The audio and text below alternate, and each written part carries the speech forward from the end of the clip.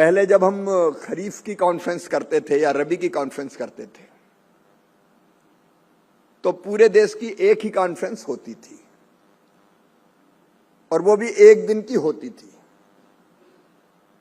और एक दिन में मुझे लगा कि जितनी विस्तार से विषयों पर चर्चा होनी चाहिए, जिन तथ्यों को देख के फैसले करने चाहिए, ढंग से उस गहराई में हम जा नहीं पाते। इसलिए पहले हमने कोशिश की कि एक दिन की नहीं 2 दिन की हो, एक दिन अधिकारी मिलकर विचार करें, क्योंकि किसी राज्य का विषय असली काम तो राज्य में होना है।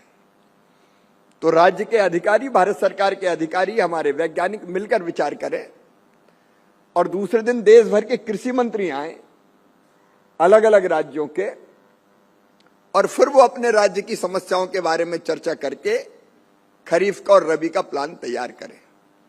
तो पिछले साल हमने 2 दिन ही की थी ये। फिर हमें ये लगा कि देश बहुत बड़ा है,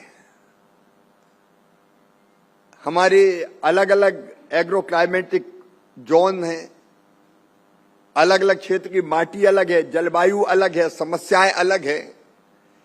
अब जो चीज जम्मू कश्मीर में लागू होती है वो तमिलनाडु में लागू नहीं हो सकती, जो उत्तर प्रदेश के लिए प्रासंगिक है वो आसाम में लागू नहीं हो सकती, जो पंजाब के लिए उपयोगी है वो बंगाल में लागू नहीं हो सकती।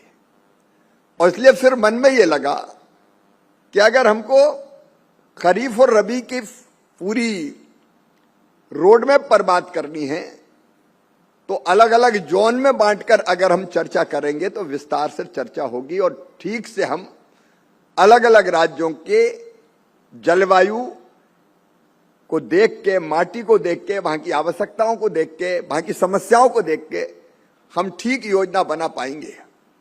इसी कड़ी में ये दूसरी रीजनल कॉन्फ्रेंस है। एक जयपुर में पहली हुई, ये दूसरी है यहां पे, और मुझे लग रहा है कि ये बहुत उपयोगी है।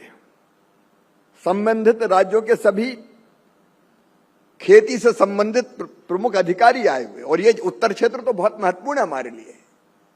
एक तरफ यहां पंजाब और हरियाणा जैसे राज्य है जिनने हरित क्रांति की शुरुआत की थी,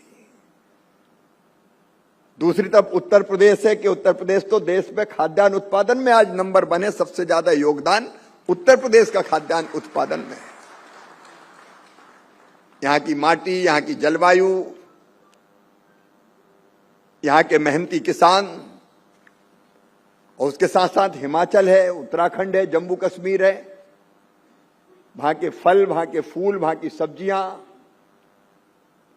उनकी अलग ही बात है। और अलग अलग हम प्रदेशों के बारे में सोचें तो उनकी समस्याएं भी अलग अलग है। राजनीति हो या क्रिकेट, देश विदेश की ब्रेकिंग हो या आपके मोहल्ले की बड़ी खबर, सब मिलेगा एक ही ऐप में, सबसे तेज और भरोसेमंद। अभी डाउनलोड करें दैनिक भास्कर डिजिटल।